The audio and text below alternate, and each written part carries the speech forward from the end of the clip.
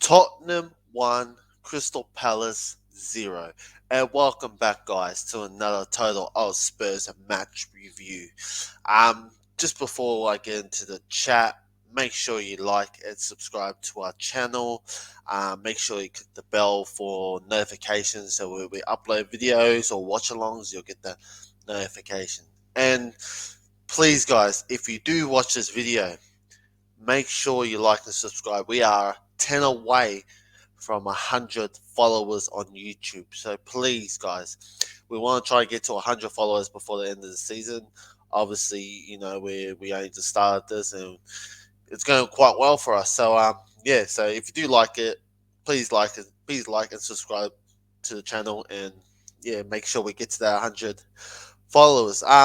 Obviously, I'll be doing this video by myself. Obviously, due to the boys, one of the boys, Jason, he's on night shift, and the rest of the boys are obviously busy with their families. So yeah, let's jump straight into it. So I'm gonna bring up the lineup, just so for you guys don't know.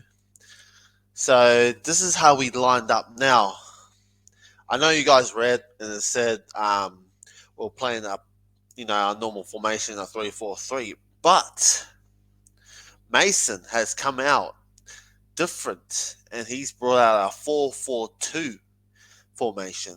Now, look, we'll, we'll chat about the whole, what we think and all that, but I'll give my preference. But this lineup actually worked. To be honest, the actual formation itself kind of worked. So, I mean, yeah, look, it was weird to see this lineup. Like, I didn't really expect it. Like, for what I read, I thought it was just a standard 3-4-3 formation. How we lined up normally, but Ryan Mason come out and changed it all, and I'm actually was quite surprised with that. Whole change the formation, which is I wanted, because I wanted him to do his own thing. Not run what the Conte, not run what Stellini wanted to do. It was what he wanted to do, and for me, I think he played it right. I think he played his cards right. Um, you know, as you looked here at the lineup, you had Royal on. So we'll start with the goalkeeper. We have Foster at goal. We had Romero and Langley centre backs. So we went for a back four. And you had Davies and Royal left and right backs. And then our midfield were Hoiberg and Skip. And then, out wide you had Porro and Sun. And then in the middle you had Kane and Richarlison. Now, when I saw this, when I saw the lineup, quite, I was not happy, but then I was happy because the likes of we get Emerson back. Been a while since Emerson's come back. But it was good to see him back into the squad. So I was happy about that. Obviously the midfield. I was going to talk about what you guys saw, but I wasn't really keen on this midfield. Like, I wanted to see Sarr coming. I know everyone say how young he is and how he went against Newcastle. Like, the kid got thrown in the deep end. Uh, yeah, he got thrown in the deep end, and I don't blame. Like, you can't take away what the kid's got, and I felt sorry for him after the Newcastle game. But look, I know that was a couple of games ago, but still, like, I think the kid's got a lot of talent. Maybe if he goes out on loan, maybe he'll, display a bit more. But I think for now, I thought, I would love to see Sarr, step in for Højbjerg. Obviously, we know Højbjerg's not playing that well this season, but um, yeah, it wasn't the best midfield. But then obviously you had Porro and Son on the wide midfielders, which was kind of surprising. But then yeah, the front was Kane Richarlison. I don't know why it says Richon. I don't know why it says that, but yeah. Anyways, so obviously, if you guys, that is Richarlison, just so that you guys know. But yeah, that's how we lined up, and obviously you had Crystal Palace, had their lineup. I think they play a 4-3-3, which is a standard. But yeah, look, I was very, very, very not concerned, but I was very surprised by how Ryan Mason approached this game. Now, from the first half, we kind of we sorry guys, we did look a bit solid at the back. Now the defense, I gotta give it to Romero and Langley. They really came out and showed what they could really do. And Romero was impressed me a lot. He really impressed me. Um, just the way he controlled that back four and how he presented himself. And we all know how Romero um, can be. Sometimes he can be too rational. He comes in too hard. He takes defenders down, gets red card, get a yellow card. But this game, he really showed a different side of him, and so did Langley. I think he did well, really well. And the defense was really solid, and I was really impressed. I was really impressed what Romero and Langley did. Forced it. He had to do a couple of things, but um, nothing too um, amazing. But and then you had the Davies and Royal left and right backs. Emerson, seriously, the return of Emerson. He has come back, and it's like he's never left the team. He was never injured. It's like he was just sitting on the bench, literally, just ready to jump on. And he has come back and shown us what he can really do. His defense was solid. It was a solid at the back. Him and Porro really work good together. Him and Porro really work good together. To be honest, they're such a good pairing. I think they deserve a lot of credit. Porro, even though Porro can't defend that great, but at least you got Emerson who can defend, can really help him out. I think that was solid on their right hand side. And I gotta give it to Porro. He really shined in that right mid role. I think he did amazing. Obviously the assist to Kane, we'll talk about that. But that assist that he looked so solid on the right hand side. I think he's kind of finding his new. I'm hoping this is a new thing for him. Like this new formation that we're going to be playing that really helps Porro, thrive, because I think he can really thrive in that right mid role. And same with Sonny. I think Sonny really came. There was something different about Sonny. He's not the usual Sonny you see where he comes back on defense and defends. But in that game, he was really defending his ass off, and it's like he was every time we did a corner, the ball would go out of the box, and he was literally he was there. He was pretty much the first person there, and his defense was pretty solid too. Like he's not much of a defender, but he can defend, and I was really impressed what he can do. And then he obviously had the midfield with Højbjerg and Skip. Now, this midfield was shocking. Absolutely shocking. This is the only negative part I'm gonna take out of the game. It was absolutely shocking. Højbjerg, I don't everyone can say he's a Viking, everyone can say he's a great, but what does he really do besides talk? It's like he commands players to go. He's the manager on the fucking field himself. Like, I just don't know what he does. It's like he never looks forward. He always looks back, and then when the likes of Sonny or Kane are running a line or Richardson are running a line, he looks and just doesn't pass. Like, I know he hasn't got the best quality pass, but the options are there. Look for the player. They're in space. Don't look back. Like, I'm sorry, but this season Højbjerg's been off. Really, he's really been off.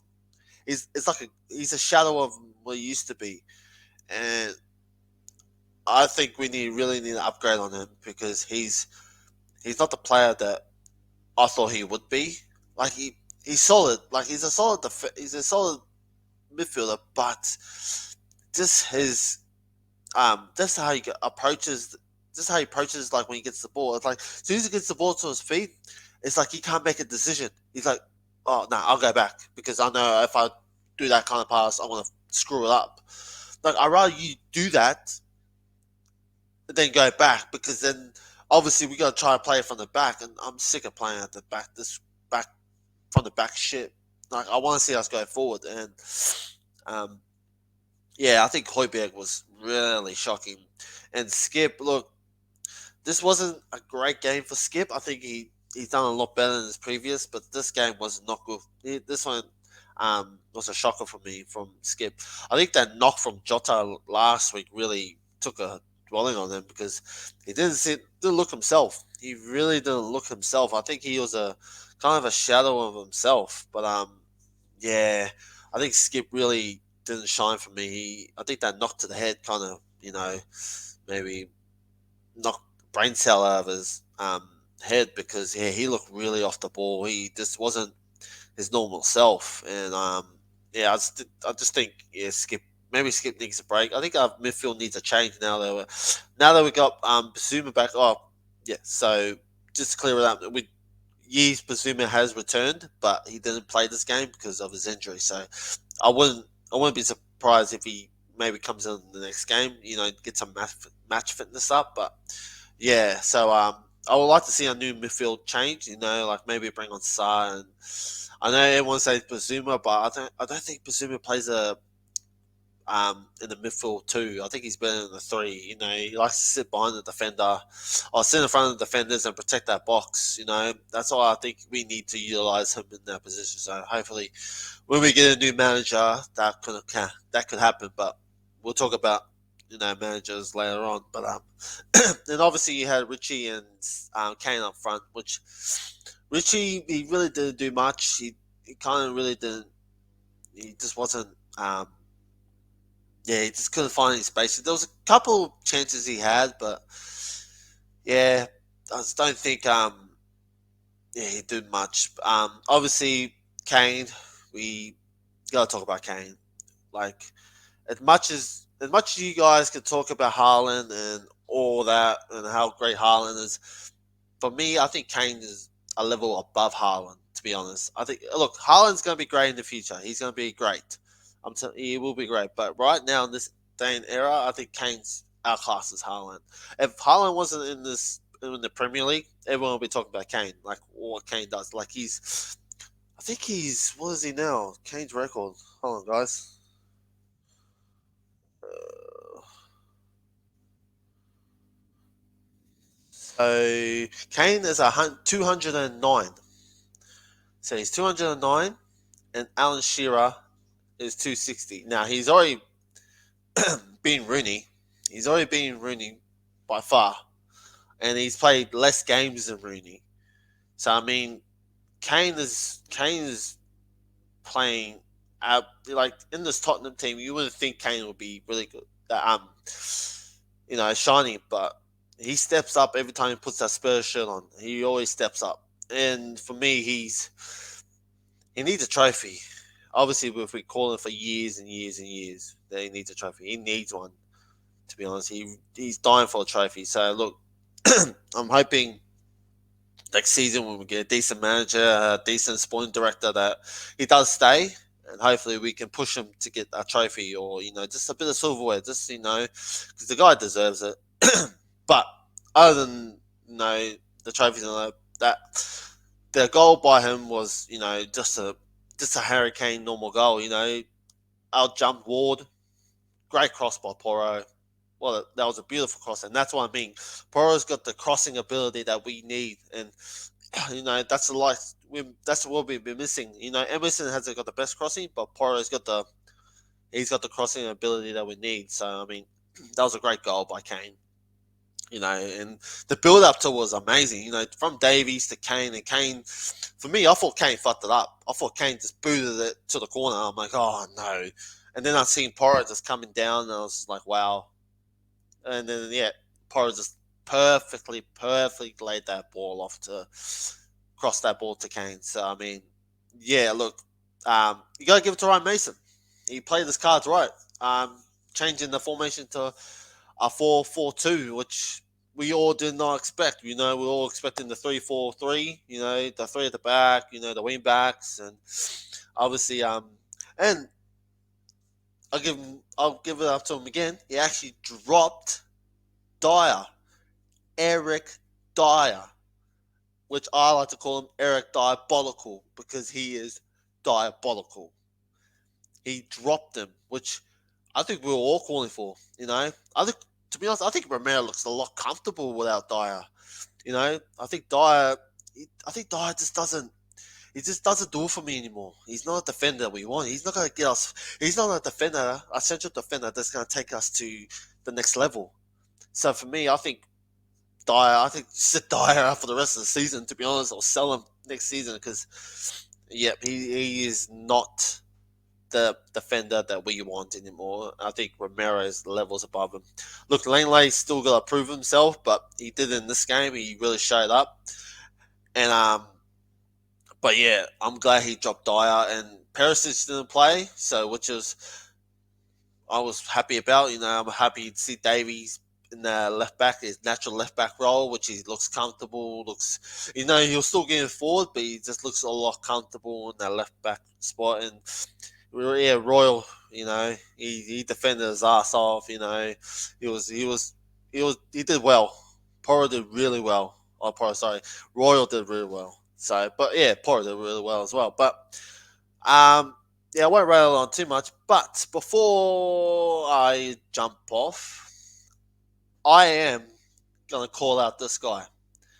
So not myself, but my partner Jason, who's part of Total Hospitals, did a show with Elias on Step Up Spurs, and in that show he was, I think it was, no, it was a watch along. Sorry, it was a watch along they did for Newcastle, and Elias came out and said that Ramiro doesn't play good in the back four.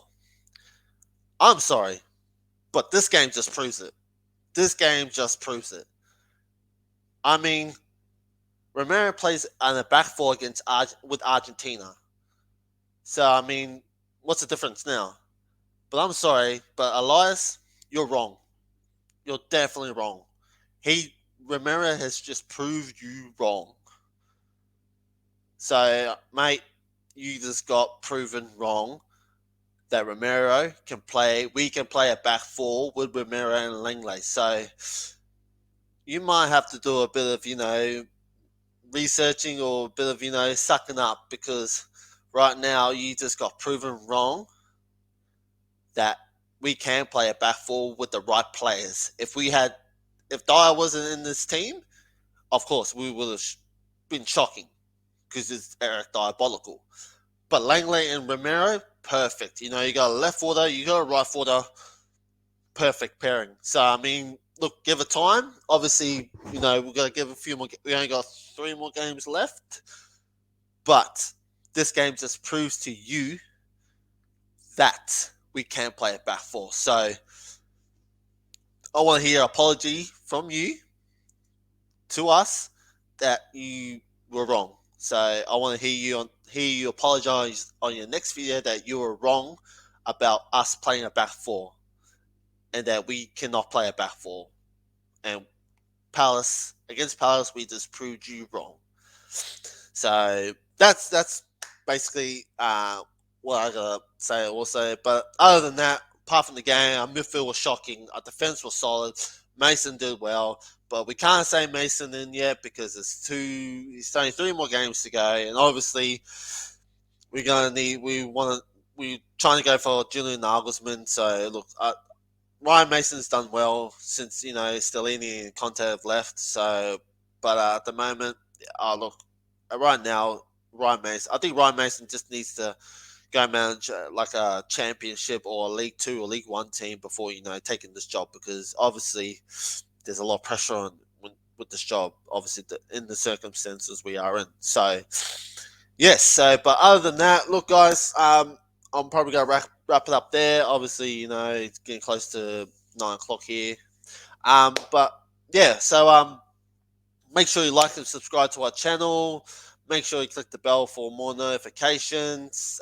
So yeah, we'll be doing another preview. I think it's Aston Villa we got next. I'm pretty sure. Let me double check.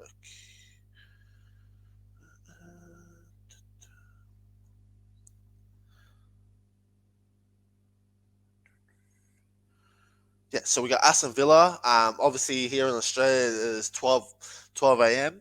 Sunday morning. So we got Aston Villa. So we will be doing a preview for that, and also we'll be doing a live watch along for that game. So make sure you catch us on our live watch along.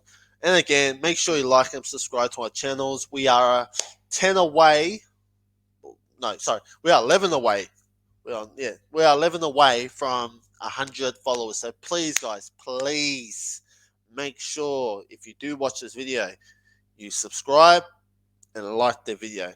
And as we always say here, Total All Spurs, stay Spursy.